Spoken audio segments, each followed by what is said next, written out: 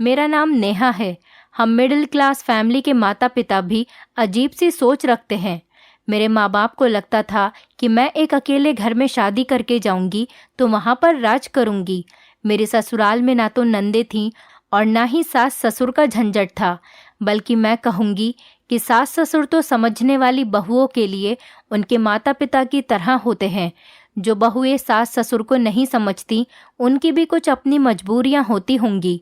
मेरी सोच तो ये थी कि मेरी शादी एक ऐसे घर में हो जहाँ का भरा पूरा परिवार हो, लेकिन शायद सास ससुर की सेवा करना मेरे नसीब में नहीं था।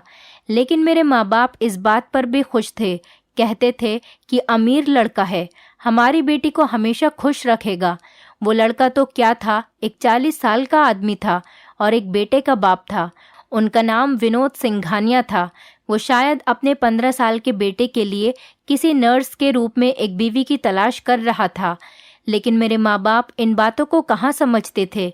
बड़ा सा घर देखा और मेरी शादी उस घर में कर दी। उन्होंने सोचा हमारी बेटी को इस घर में दुनिया भर का आराम मिलेगा। हर माता पिता अपनी औलाद का सुख ही देखना चाहते हैं। यही सब कुछ मेरे माँ बाप ने भी किया था और मैंने भी उनकी पसंद के मुताबिक शादी कर ली, क्योंकि मैं जानती थी अच्छी बेटियां कभी ना नहीं करती। वो तो अपने माँ बाप की रजामंदी में ही अपनी खुशियों को ढूंढ लेती है। वो मेरी शादी का दिन था, न कोई धूम धड़ाका, न कोई ढोल बाजे, क्योंकि सिंघानिया साहब की ये डिमांड थी कि शादी बहुत सादगी से हो। उन्हें शोर शराबा बिल्कुल पसंद नहीं था। शायद वो अपनी पहली बीवी के जख्मों से जान नहीं छुड़ा पाए थे, जिनकी मृत्यु आज से 12 साल पहले हो गई थी। सिंघानिया साहब की बीवी बनकर जब मैं इस हवेली में आई तो यहाँ भी सन्नाटों का राज था। बड़ी ही अजीब शादी थी। ना तो मुझे लेने नंदे आई और ना ही सास ने सर पर हाथ रखा। सच कहूँ तो मैं इन रिश्तों के लिए तरसती थी, क्योंकि मैं जानती हूँ मोहब्बत से रिश्ते बनाना भी एक अनोखा सफ़र होता है। उसकी मंजिल हमेशा खुशगवार होती है। वो शाम का वक्त था। शादी के बाद मैं सिंघानिया साहब की बड़ी सी गाड़ी में बैठकर उनके घर पर आ गई। वो शादी का दिन था, मगर वो इतने व्यस्त थे कि उन्होंने मुझे घर के बाहर ही ड्रॉप किया और कहने लगे कि तुम अंदर जाओ, मुझे कुछ ज़रूरी काम है। अभी दरवाज़ा खोलोगी तो शालू तुम्हें अंदर ले जाएगी। मैंने सोचा ये शालू कौन है। मैंने धीमे से पूछा, क्योंकि इस घर में कोई औरत नहीं रहती थी। उन्होंने कहा नौकरानी है हमारी। उन्होंने बड़े घमंड भरे अंदाज में कहा और गाड़ी स्टार्ट करके चले गए। मैं उन्हें देखती ही रह गई। घर के दरवाजे पर खड़ी होकर सोच ही रही थी कि दरवाजे पर दस्तक दिए बिना ही दरवाज़ा खुल गया। एक खूबसूरत 20 साल की जवान लड़की ने दरवाज़ा खोला। वो इतनी ज़्यादा खूबसूरत थी, उसका हुस्न एक कयामत ढा रहा था। उसकी खूबसूरती देखकर मैं भी एक लम्हे को घबरा गई। उस लड़की को मैं देखती ही रह गई। मैं उस लड़की को देखकर ये सोचने लगी कि अगर इतना कातिल हुस्न सिंघानिया साहब के घर में पहले से ही मौजूद था तो उनको मुझसे शादी करने की क्या ज़रूरत पेश आई। लेकिन शायद मर्द बीवियां ख़ानदानी और महबूबा खूबसूरत ढूंढते हैं। खैर, अब इतना सोचने का कोई फ़ायदा नहीं था। ये औरत अपनी आंखों से ही बड़ी तेज़ और चालाक औरत लगती थी। अगले ही लम्हे मुझे दूर से घुटी घुटी चीखों की आवाज़ें सुनाई दी। मैं चौंक कर रह गई। शुरू से ही ऐसे ऐसे वाक़ये होने लगे थे जिनसे मुझे कुछ गड़बड़ का एहसास हुआ तो मेरे कान खड़े हो गए। जब शालू ने देखा कि कमरे से आने वाली चीखों पर मेरा ध्यान है तो उसने मुझे ऊंचा ऊंचा बोलना शुरू कर दिया। जानबूझकर वो मेरा ध्यान बटाने की कोशिश करने लगी, मगर मेरा ध्यान तो सिर्फ और सिर्फ उस आखिरी वाले कमरे से आने वाली चीखों पर था, जिसे वो हर सूरत में चाहती थी कि मैं उन चीखों को नज़रअंदाज कर दूं। खैर, मुझे उसकी बात तो माननी ही थी, क्योंकि यहाँ पर मेरा पहला दिन था। वो मुझे कमरे में ले गई और कमरे में ले जाकर मुझे बेड पर बैठाते ही खुद मेरे कमरे से बाहर चली गई। दरवाज़ा बंद करने लगी तो चीखों की आवाज़ और भी तेज़ हो गई थी। मैं सोचती रह गई कि ये तो अजीब घर है, एक तो सन्नाटा, ऊपर से ये खतरनाक चीखने की आवाज़ें। खैर, मैं अपने पति विनोद का इंतज़ार करने लगी। रात के 12 बज गए बैठे बैठे। मेरी कमर अकड़ गई, मगर विनोद नहीं आए। 1 बजे मेरी आंख लगने ही वाली थी कि कमरे का दरवाज़ा अचानक से खुला और वो अंदर आ गए। मेरे दिल में धड़कनों का शोर था और ना ही आंखों में कोई अरमान थे, क्योंकि ये तो एक अरेंज मैरिज थी और मुझे बस अपने माँ बाप की खातिर इस रिश्ते को निभाना था। विनोद आकर मेरे करीब बैठ गए और उनकी आंखों में भी घबराहट के अलावा कुछ और नहीं था। शायद उन्होंने भी इस उम्र में ये शादी अपने जज्बातों को उभारने के लिए नहीं की थी, बल्कि वजह तो कुछ और ही होगी। मैं दिल ही दिल में सोच रही थी कि वो मुझसे अचानक बोले, मैं झूठ बोलने का आदी नहीं हूँ और ना ही तुमसे झूठे वादे करूँगा। ये नहीं कहूँगा कि मैं तुमसे नफरत करूँगा, लेकिन मुझसे ज़्यादा उम्मीदें मत रखना। मैंने ये शादी अपने बेटे के लिए की है। मेरा बेटा अजीब सी आदतों का शिकार है। तुम पढ़ी लिखी हो, मुझे उम्मीद है कि तुम उसे संभाल लोगी। मैंने कहा, जी क्यों नहीं, आपका बेटा मेरी जिम्मेदारी है। मैंने पहली बार उनकी बात का जवाब दिया। वो खुश होकर कहने लगे, बस मुझे तुमसे इसी बात की उम्मीद थी। नेहा, पढ़ी लिखी लड़कियां वाकई बहुत अच्छी होती हैं। मेरा बेटा अजीब सी आदतों का शिकार है। जब देखो कमरे में सोता रहता है। रात के 8 बजे से लेकर सुबह के 12 बजे तक सोता रहता है और उसका ख्याल बस शालू ही रखती है। शालू हमारी पुरानी नौकरानी है, उस पर भी मैं ज़्यादा भरोसा नहीं कर सकता। इसीलिए मैं अपने बेटे की संपूर्ण जिम्मेदारी तुम्हारे ऊपर सौंपना चाहता हूँ। विनोद ये बात बताकर चुप हो गए। मेरे दिमाग में शालू का चेहरा घूमने लगा। शालू इस घर की नौकरानी कहीं से नहीं लगती थी। उसके तो तेज तर्रार लहजे से लगता था कि जैसे वो घर की मालकिन है। मैंने ये बात विनोद से नहीं कही कि आते ही घर के मामलात में दखल अंदाजी करना अच्छा नहीं लगता। मैंने चुप्पी बांध ली। मैंने सोच लिया था कि मैं विनोद के बेटे का ख्याल ज़रूर रखूंगी। वो उससे बेपनाह मोहब्बत करते हैं। उनकी मोहब्बत पाने का शायद तरीका भी यही था कि मैं उनके बेटे का ख्याल रखती। बहरहाल सुबह मेरी आँख खुली तो मेरे पति घर पर नहीं थे। पूरा कमरा खाली था। मैं बेदिली से उठी। घर में अजीब सा सन्नाटा छाया हुआ था। मुझे अपने घर वालों की बहुत याद आ रही थी। अभी मैं बेड से उठी नहीं थी कि दरवाजे पर दस्तक हुई और पूछा कि आ जाऊं। मैंने कहा, आ जाओ।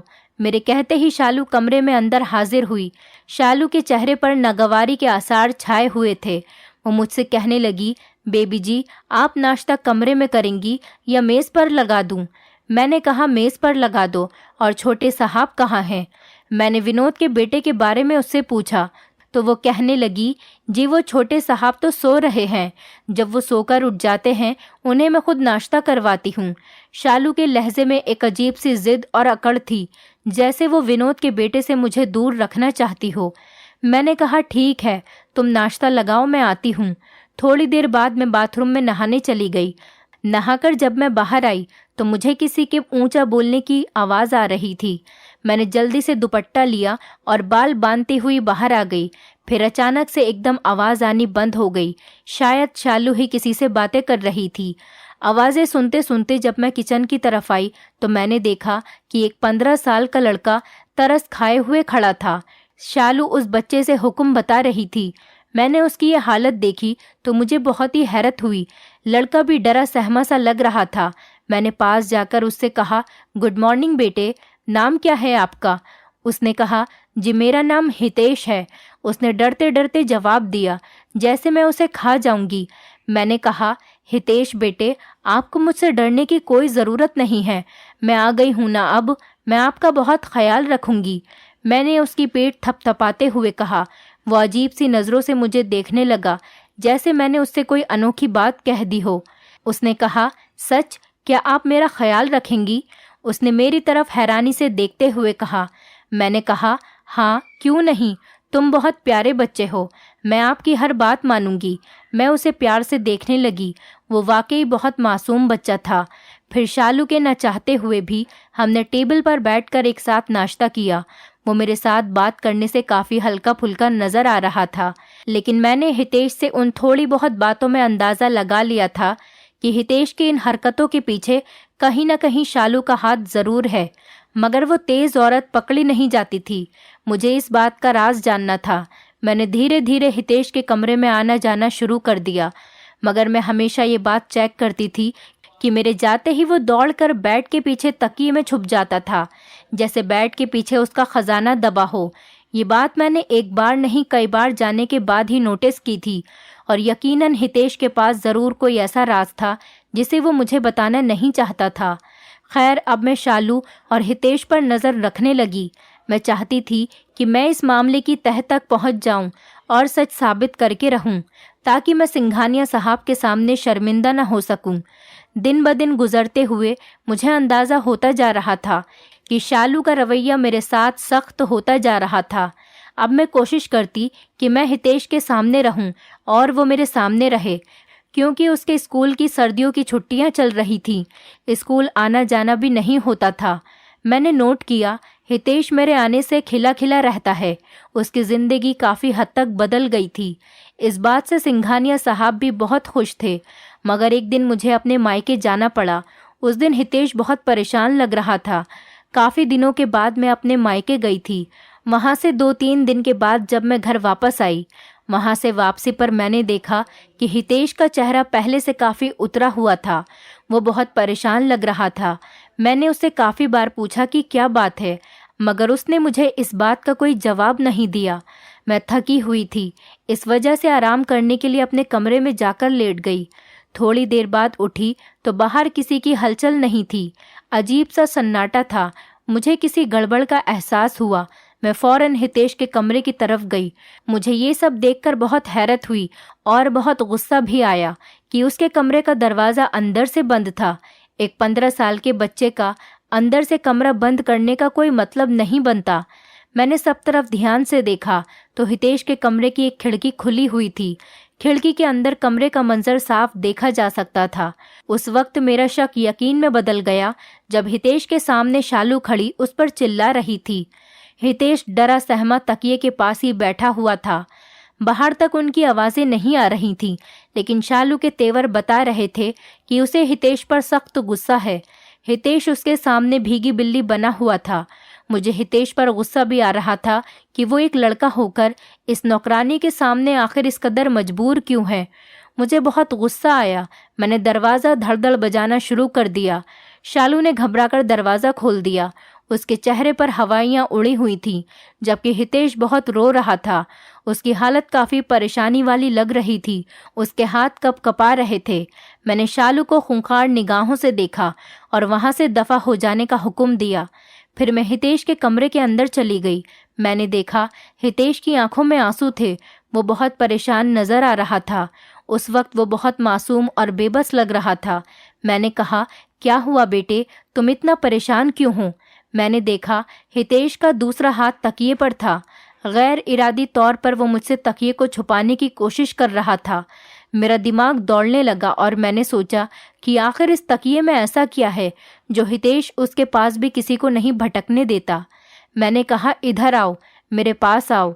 मैंने हितेश को उठने का इशारा देते हुए कहा, लेकिन वो तो जैसे तकिए के पास से उठने का नाम ही नहीं ले रहा था। तभी अचानक मैंने उसके हाथ से तकिया खींच लिया। ये देखकर मुझे भी बहुत हैरत हुई कि तकिए के नीचे कुछ जेवरात और मेकअप का सामान पड़ा हुआ था और उसके साथ ही एक बारीक सा दुपट्टा भी पड़ा हुआ था। हितेश ये देखकर शर्मिंदा हो गया। उसने अपनी नज़रें झुका ली। मैंने उससे कहा, ये क्या है बेटे, ये तुम्हें किसने दिए हैं? मैंने घबराते हुए उससे पूछा। उसने मुझसे कहा कि आंटी, ये चीज़ें मुझे शालू लाकर देती है। मैंने कहा, वो क्यों तुम्हें ये चीज़ें लाकर देती है? मैंने हैरत से पूछा, लेकिन हितेश के पास इस बात का कोई जवाब नहीं था। मुझे शालू पर बहुत ही गुस्सा आ रहा था कि ये क्या बगैरती है। आखिर एक बच्चे का दिमाग खराब करने का मकसद क्या है? मैं हितेश को छोड़कर भागती हुई शालू के क्वार्टर में गई, मगर शालू वहाँ मौजूद नहीं थी। उसका चेहरा मेरी आंखों के सामने आता तो मुझे सख्त गुस्सा आ जाता। खैर, उसने कहा जाना था। मैं शालू का इंतज़ार करने लगी। पूरे मोहल्ले में छान मारा, लेकिन शालू कहीं भी नहीं मिली। फिर आखिर में थक हार कर बैठ गई, मगर मेरा गुस्सा आसमान को छू रहा था। मैं सोच भी नहीं सकती थी कि शालू इस कदर के घिनौने खेल खेल सकती है। मैं शालू से हमेशा नफरत ही करती रहती थी। अगर मुझे उसकी हकीकत के बारे में पता न होता। शाम को जब विनोद घर आए तो दरवाजे पर दस्तक हुई। उनके साथ शालू भी घर के अंदर आई। विनोद के होते मैं शालू से बातचीत नहीं कर सकी। इतना तो शालू मेरी आदत को जान ही गई थी कि मैं दूसरों के सामने कभी भी उसको जलील नहीं करती, सो वो चुप रही। वो जान गई थी कि मैं उसका राज मालूम कर चुकी हूँ। अब की बार शालू अपने क्वार्टर में बंद रहने लगी थी। ज़्यादातर बाहर नहीं निकलती थी। हितेश भी नॉर्मल हो रहा था। मैंने उसके कमरे में जाकर जेवर और मेकअप का सामान फेंक दिया था। अब बारी उसकी परवरिश की थी। मैं उसको अपने साथ खिलाती पिलाती और उससे ढेरों बातें करती थी। विनोद भी इस बात से बहुत खुश थे, लेकिन शालू मुझसे आखिर कब तक छुपती। एक दिन उसको मुझे हकीकत बतानी ही पड़ी। शालू की कहानी यूं थी। मेरा नाम शालू है। हम 2 भाई बहन थे। भाई अपनी शादी करके हमसे अलग हो गए। माँ ने मेरा और अपना पेट पालने के लिए इस बंगले में नौकरी कर ली। इस हवेली में कुछ नौकरों की ज़रूरत थी। मैं और मेरी माँ जब से इस घर में आए थे, दिल लगी और मेहनत से इस घर के काम करने लगे। माँ के साथ काम करते हुए मुझे एहसास होता कि माँ का सहारा बेटी के लिए कितना ज़रूरी होता है, और ख़ासकर पिताजी की मौत के बाद से। तभी मुझे एहसास होने लगा कि सिंघानिया साहब की नज़रें मुझ पर से हटती ही नहीं हैं। उनकी नज़रों में अजीब सी वहशत होती है। मैं ये सब देखकर घबरा जाती थी।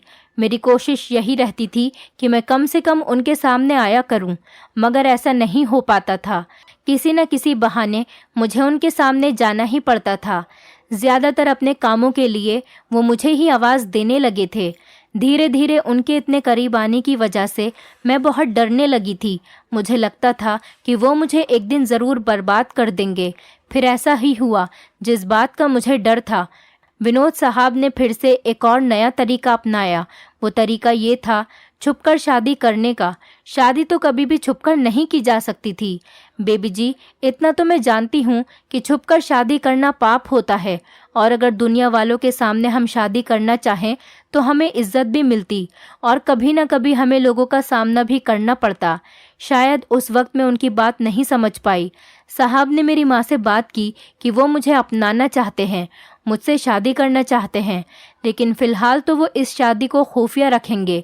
मेरी माँ एक सीधी सादी और भली औरत थी, जो दुनिया की ऊंच नीच को नहीं समझती थी। साहब की मीठी मीठी बातों में आकर मेरी माँ मान गई, लेकिन बात तो शादी की हुई थी। साहब ने अपना वादा पूरा किया, लेकिन शहर से बाहर जाकर एक मकान ने मुझे रहने को कहा। साथ ही उन्होंने मुझसे छुपकर शादी भी कर ली। हमारी शादी में सिर्फ 2-3 लोगों के अलावा और कोई भी मौजूद नहीं था। शादी के बारे में मेरी माँ को भी नहीं पता था। साहब ने 6 महीने मुझे वहाँ रखा। उसके बाद मुझे घर वापस ले आए, शायद इसीलिए कि यहाँ मेरी ज़रूरत थी। मैं यहाँ उनकी नौकरानी बनकर रहने लगी। कुछ दिन के बाद जब मैं गर्भवती हुई तो साहब का रवैया मुझसे बदलने लगा। उनकी दिलचस्पी मुझ में कम होने लगी। हालांकि पहले वो मेरे आगे पीछे दीवानों की तरह फिरते थे, लेकिन अब वो मुझे नज़र उठाकर देखते तक नहीं थे। मैंने जब उनसे इस बात की शिकायत की तो उन्होंने मुझे चुप रहने का इशारा किया। मैं क्यों चुप रहती, वो मेरे पति थे। लेकिन फिर मुझे पता चला कि मेरे साथ कितना बड़ा खेल रचाया गया है। साहब ने पहले मुझे चुप रहने को कहा। मैं चुप नहीं रही तो उन्होंने मुझे तलाक देने की धमकी दी। इस पर भी जब मैं बाज नहीं आई तो उन्होंने मुझे एक दिन तलाक ही दे डाली। यूं ये किस्सा जहाँ था वहीं का वहीं रह गया। फिर मैं एक तलाकशुदा औरत हो गई। मुझसे एक ऐसा गुनाह हो गया था जिसका बोझ मुझसे उठाया नहीं जा रहा था, जो कि गुनाह तो नहीं था, लेकिन ज़माने की नज़रों में तो गुनाह ही था। और फिर ये हुआ कि मैंने उस बच्चे को जन्म दिया, मगर जिन हालातों में वो बच्चा पैदा हुआ था उसकी वजह से वो बच्चा बच न सका और इस दुनिया से चला गया हमेशा हमेशा के लिए। उसके जाने के बाद मेरे दिल में बदले की आग भड़क उठी। साहब की बीवी के बदले का इंतकाम तो कुदरत ने ही ले लिया। वो तो खुद ही इस दुनिया से चली गईं, लेकिन उनके पीछे एक निशानी साहब की और उनकी मोहब्बत की छोड़ गईं। मैं विनोद साहब के बेटे को देखती हूँ तो मुझे उन्हीं की झलक उसमें नज़र आती है। मैं नहीं चाहती बड़ा होकर वो भी औरतों की इज्जत खराब करे, इसीलिए मैं उसको औरत बनाना चाहती हूँ। मैं चाहती हूँ वो डरपोक बने। मैं चाहती हूँ वो बहादुर न हो, उसमें इतनी जुर्रत न हो कि वो किसी की इज्जत से खेल सके। आप ही बताओ बीबी जी, मैं क्या गलत कर रही हूँ? उसको चूड़ियाँ और जेवर लाकर देती हूँ ताकि वो उन्हें पहने और एक औरत की तरह अपना रवैया बदल ले। ये बात तो मैंने आपको साफ तरीके से बता दी, लेकिन जिस हिसाब से मुझे शालू ने ये बात कही, मुझे तो वो पूरे तरीके से डिप्रेशन की शिकार लगी। वो जहनी मरीज बन चुकी थी, और जाहिर है होती भी क्यों नहीं, उसकी ज़िंदगी में इतने सदमे जो आए थे। मैंने इस बात का जिक्र विनोद से किए बिना ही उसका इलाज शुरू कर दिया। क्योंकि मैं शालू के पागलपन और उसकी दिमागी बीमारी के बारे में अच्छे से समझ चुकी थी। विनोद की गलती को मैंने राज फाश होने से पहले ही माफ कर दिया और कुछ ही दिनों बाद शालू बिल्कुल अच्छे तरीके से ठीक हो गई थी और मैंने उसकी किसी अच्छे घर में रिश्ता देखकर शादी कर दी और मेरा बेटा हितेश वो भी नॉर्मल हो गया था और हम तीनों ही हंसी खुशी अपनी जिंदगी गुजार रहे थे। दोस्तों, उम्मीद करती हूँ आपको हमारी कहानी पसंद आई होगी। कहानी पसंद आई है तो वीडियो को लाइक करें, चैनल पर नए हैं तो चैनल को सब्सक्राइब करें और हाँ, नोटिफिकेशन बेल को ज़रूर दबाएं ताकि अगली अपडेट सबसे पहले आपको मिले।